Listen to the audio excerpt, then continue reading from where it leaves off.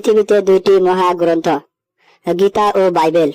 একদিকে কৃষ্ণের জ্ঞান, অন্যদিকে যিশুর বাণী। কিন্তু কোনটা আমাদের কাছে সত্যের পথ দেখায়? চলুন দেখি এই দুই গ্রন্থ কি বলে সৃষ্টি, ঈশ্বর ও মানুষের উদ্দেশ্য নিয়ে। গীতা বলে, আমি সর্বত্র বিরাজমান, আমি সবকিছুর মধ্যে আছি। ভগবদ গীতা 9:5। বাইবেল বলে, ঈশ্বর এক এবং তিনি সবকিছুর স্রষ্টা। ইসাইয়া 45:5। প্রশ্ন, তাহলে ঈশ্বর কি একজন নাকি সর্বত্র ছড়িয়ে থাকা শক্তি?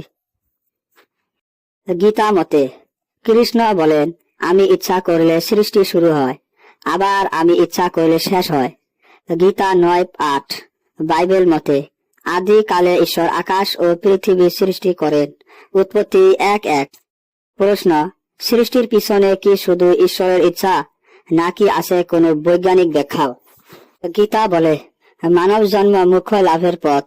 বাইবেল বলে, মানুষ শ্রেষ্ঠ হয়েছে ঈশ্বরের গৌরবের জন্য। তাহলে কে ঠিক? আমরা কি পাপ মুক্তির জন্য এসেছি না ঈশ্বরের গৌরবের জন্য?